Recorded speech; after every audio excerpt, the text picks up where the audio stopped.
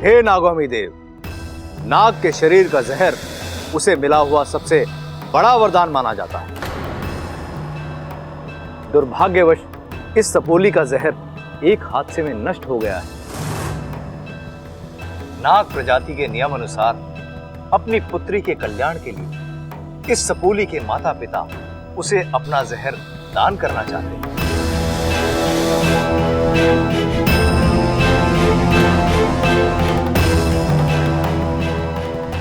अनुमति ददातिम देवा। आज इस जहर दान के साथ साथ गिल्ली के माता पिता अपनी किन्हीं 2 अलौकिक शक्तियों का 5 वर्षों के लिए त्याग करें। जहर अर्पण विधि शुरू करते हैं।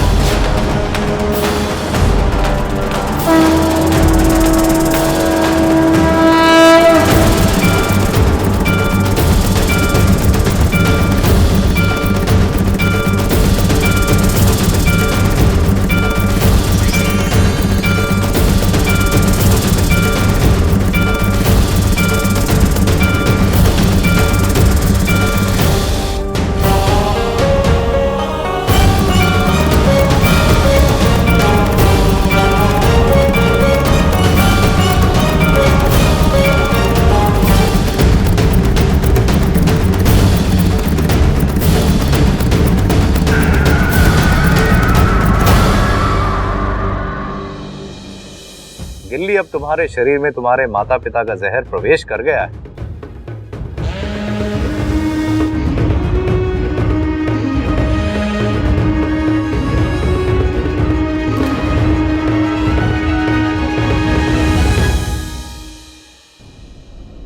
रुकिए। क्यों झूठ बोला आपने मुझसे?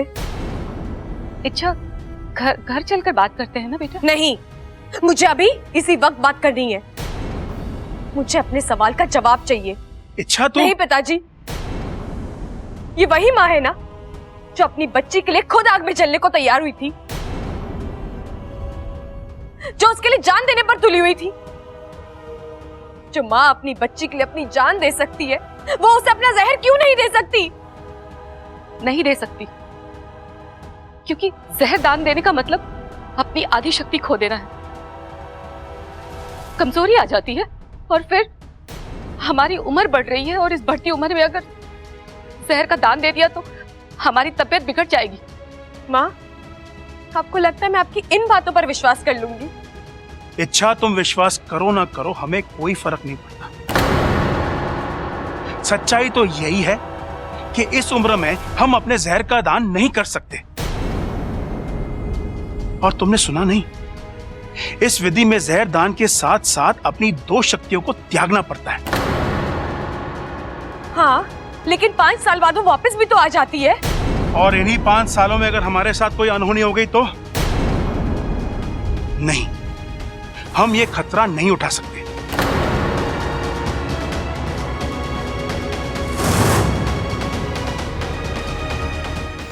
इच्छा, अरे कमाल की लड़की है यार ये। एक पल यहां होती है, एक पल कहीं और। अरे कितनी बार कहा है इच्छा बताकर जाया करो, लेकिन नहीं। शिव जी, आपने वैसे ही लड़की का चैप्टर ना बहुत ही मुश्किल बनाया है। अरे भेजे में घुसे नहीं घुसता, और ऊपर से ये इच्छा। ये चैप्टर तो बहुत ही मुश्किल है। इच्छा को समझना मतलब इम्पॉसिबल, खतरनाक चैप्टर है ये। यार ये चली कहां जाती है? अरे भाभी, अब इतना सारा बोझ लेकर कहां जा रही हो? मुझे दीजिए, मैं उठा लेता हूँ। ओहो बब्बल जी, आज बड़ा ख्याल रखा जा रहा है अपनी भाभी का। कपड़े वपड़े छोड़िए, सीधा मुद्दे पे आइए। क्या काम था? अरे नहीं नहीं भाभी, मुझे कुछ काम वाम नहीं था। मुझे लगा मुझे आपकी मदद करनी चाहिए, इसलिए मैंने पूछा। भाभी अब अकेली कितना काम कर लेती हो? घर में बाकी सब होके भी ना होने के बराबर है। अभी इच्छा को ही देख लो, फिर से गायब है। अब आपको पता है क्या वो कहाँ गई है? दरअसल प्रॉब्लम उसके नाम में है। नाम में प्रॉब्लम? क्या मतलब? उसका नाम ही इच्छा है। जब उसकी जहाँ जाने की इच्छा होती है वहां चली जाती है। हाँ भाभी। एक बात कहूँ, अभी अभी इच्छा की शादी टूटी है, उदास होगी। हमें उसे थोड़ा और टाइम देना चाहिए। अकेली होगी तो खुद को संभाल लेगी और फिर से हमारे साथ घुल मिल जाएगी। अरे भाभी लेकिन जाएगी कहाँ बब्बल जी, आ जाएगी, आप शांत रहिए। शादी टूटने का दुख इच्छा को हो ही नहीं सकता। वो तो कोई दिन रात ये प्रार्थना करती होगी कि शादी टूट जाए। प्यार तो वो मुझसे ही करती है ना यार, लेकिन फिर बात क्या है पता करना पड़ेगा। आपको लगता है इच्छा हमारी बात पर विश्वास करेगी? पता नहीं। वो हमारी सपोली है, हमने सीने से लगाकर बड़ा किया है उसे। जितना हम उससे समझते हैं, जानते हैं, वो भी हमें उतना ही जानती है। मैं सब समझ रहा हूं सपली, लेकिन ये झूठ बोलने के अलावा हमारे पास और कोई चारा भी तो नहीं था। हमने आज उसका बहुत दिल दुखाया। चाहे जो भी हो जाए, हम उसे उसकी जिंदगी का राज नहीं बता सकते। सही कह रहे हैं आप, लेकिन मुझे बहुत डर लग रहा है। कैसा डर? इस राज को राज बनाए रखने के चक्कर में कहीं हम अपनी सपोली को ना खो दें।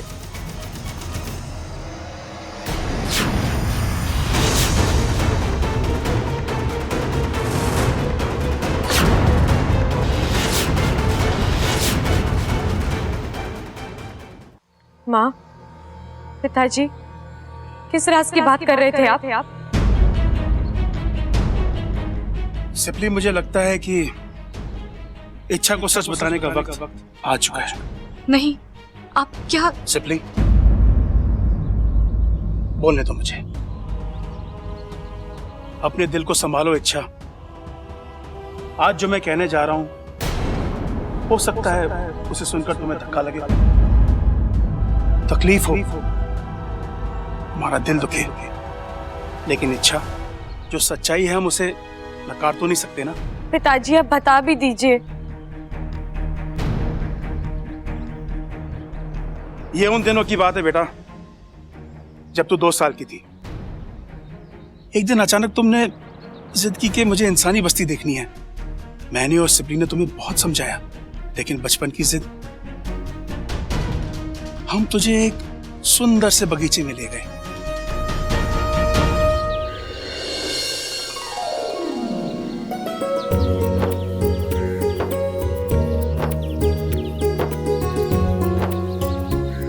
मजा आ रहा है? हाँ?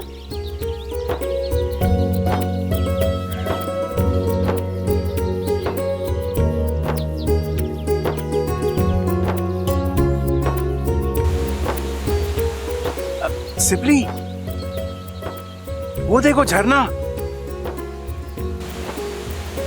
हाँ, कितना सुंदर है। पानी ऐसे बह रहा है जैसे दूध बह रहा हो।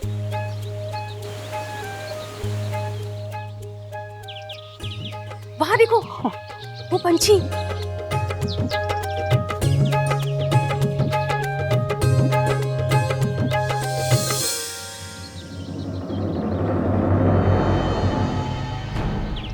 और वो देखो, इंद्रधनुष। हम वहां की एक एक चीज महसूस करने लगे, और फिर थोड़ी देर के लिए तेरा हाथ हमसे छूट गया। जब हमने मुड़कर देखा तो तू वहां नहीं थी। इच्छा? हाँ? इच्छा कहाँ गई? हाँ? इच्छा? इच्छा? अबे यहीं पे तो थी। इच्छा? इच्छा? इच्छा? एक पल के लिए हमें लगा हमारी दुनिया थम गई थी। हमें अपनी लापरवाही की सजा मिल चुकी थी। हमारी इच्छा खो गई थी। हमने जैसे तैसे मुखिया जी तक संदेशा पहुंचाया। नागिस्तान के सारे नाग तुझे ढूंढने में व्यस्त हो गए। फिर हमें पता चला तुझे एक सपेरे ने कैद कर लिया था। अब हम उस सपेरे तक पहुंचने की कोशिश में लग गए, लेकिन उसका कहीं पता नहीं चला।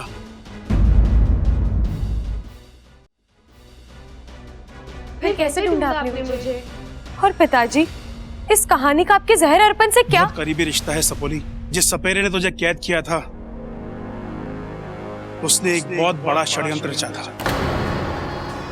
उसने तुझ पर एक ऐसी विधि करने की कोशिश की जिससे तेरा नागिस्तान से हर रिश्ता टूट जाए और तेरी शक्तियों का लाभ उसे मिल जाए। लेकिन नाकुमिदे की कृपा से हम वहां ऐन वक्त पर पहुंच गए और तुम्हें उससे छुड़ा लिया। लेकिन तब तक उसके मंत्र असर कर चुके थे। तेरा और हमारा रिश्ता कमजोर हो चुका था। लेकिन जहां तक शरीर का संबंध है, हमारा बंधन इतना मजबूत नहीं है कि जहर अर्पण जैसी विधि को झेल सके। अब अगर जहर पाने में कोई तुम्हारी मदद कर सकता है तो वो सिर्फ गुरुजी हैं।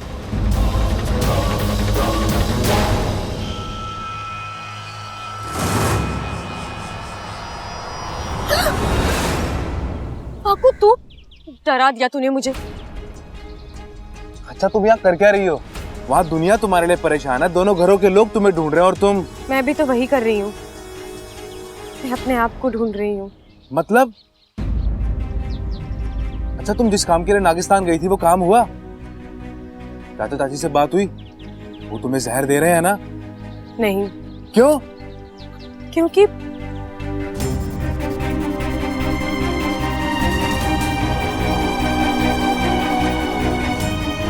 अरे तो तुम यहाँ क्या कर रही हो?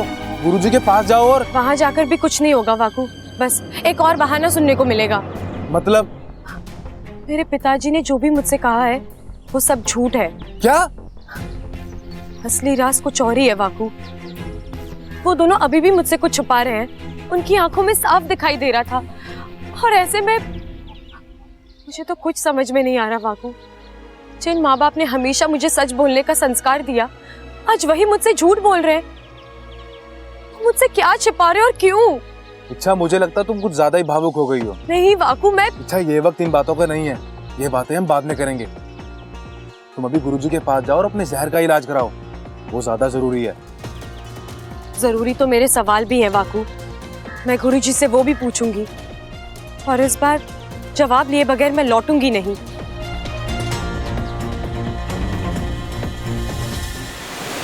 ओम नागामी देवाय नमः।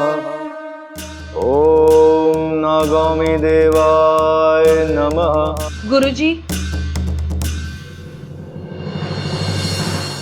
बैठो इच्छा, जहर अर्पण की विधि आरंभ करनी। उससे पहले मैं आपसे एक सवाल पूछना चाहती हूँ गुरुजी, क्या मैं पूछ सकती हूँ? बचपन में मेरे पिताजी के साथ कोई हादसा हुआ था या उन्हें कोई चोट लगी थी जिसकी वजह से वो। अच्छा, शेषु ने तुम्हें उस हादसे के बारे में सब कुछ बता दिया है? शेषु सच कह रहा है इच्छा, ऐसा एक हादसा हुआ था और उसी चोट की वजह से शेषु अपनी जहर देने की शक्ति खो बैठा है। इसका मतलब आप भी मुझसे झूठ बोल रहे हैं? नहीं इच्छा। हाँ, आप झूठ बोल रहे हैं क्योंकि पिताजी के साथ कभी कोई हादसा हुआ ही नहीं था। उनके कहने के मुताबिक हादसा मेरे साथ हुआ था। खैर छोड़िए, मुझे पता है वो मुझसे झूठ ही बोल रहे हैं, लेकिन मुझे सिर्फ इतना जानना है कि वो मुझसे झूठ क्यों बोल रहे हैं। आप मुझसे झूठ क्यों बोल रहे हो? मेरी जिंदगी का ऐसा कौन सा राज है जो आप सब लोग मुझसे छुपा रहे हो? ठीक है, आप मुझे सच नहीं बताना चाहते ना, मत बताइए। लेकिन मेरी भी एक जिद है, जब तक मुझे मेरी जिंदगी का राज नहीं पता चलता, मैं जहर की एक भी बूंद ग्रहण नहीं करूंगी। नहीं इच्छा, ऐसा बिल्कुल मत करना। एक नागिन का बगैर जहर के रहना खतरे से खाली नहीं होता है, और जैसा तुम सोच रही हो ना, वैसा कुछ भी नहीं है।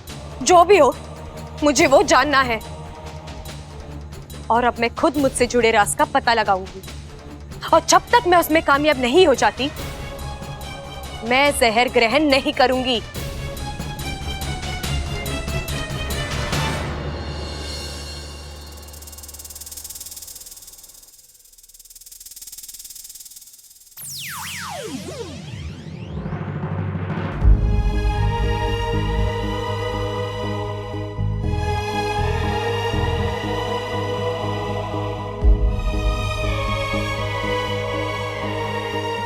इच्छा, यार कभी कभी मुझे तुम पर शक होता है। ऐसे लगता है जैसे तुम इस घर के दरवाजे इस्तेमाल ही नहीं करती।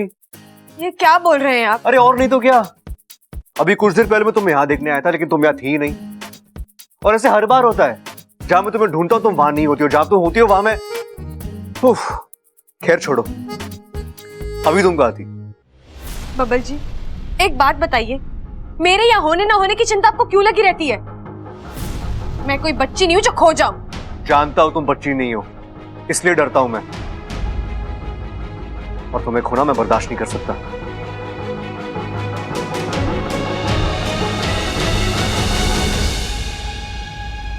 अच्छा, तुम रो रही हो? मुझ पर कौन सी आफत आ गई है जो मैं रोऊंगी? मैं कुछ रो नहीं रही। नहीं, वो तुम्हारी आंखों में पानी है। वहम है आपका। मैं दिन भर बाहर थी, थक गई हूँ, इसलिए चेहरा उतरा हुआ लग रहा है। थोड़ा आराम करूंगी, मैं ठीक हो जाऊंगी, लेकिन इस घर में मुझे कोई आराम करने दे तो ना।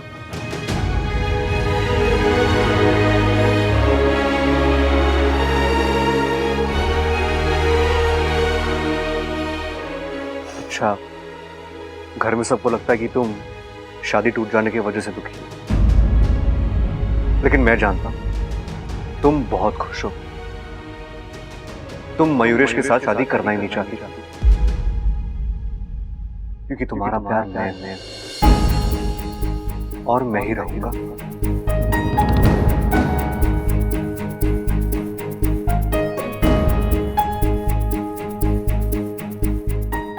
तुम ना बोलोगी, मैं हाँ बोलूंगा। सच क्या है, हम दोनों जानते हैं। एक ही बात को बार बार कहने से सच्चाई बदल नहीं जाएगी इच्छा।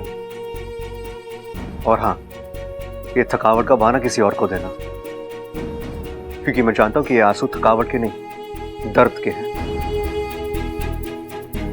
वो दर्द जो तुम्हारी आंखों में है, लेकिन मैं अपने दिल में महसूस कर रहा हूं।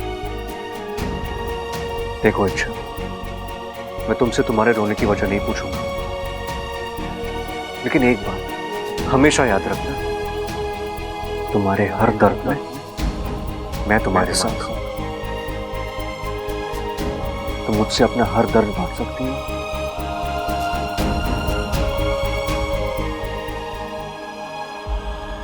और ये हक मैंने तुम्हें दिया है।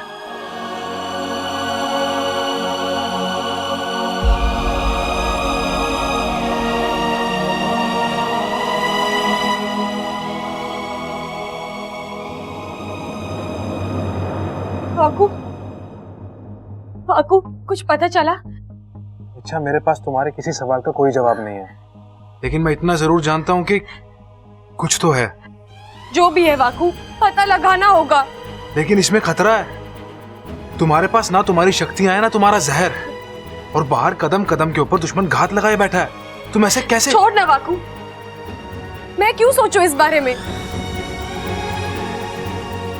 इसकी चिंता माँ और पिताजी करेंगे, अब उन्हें तय करना है। उनके लिए अपना राज ज्यादा प्यारा है या उनकी बेटी।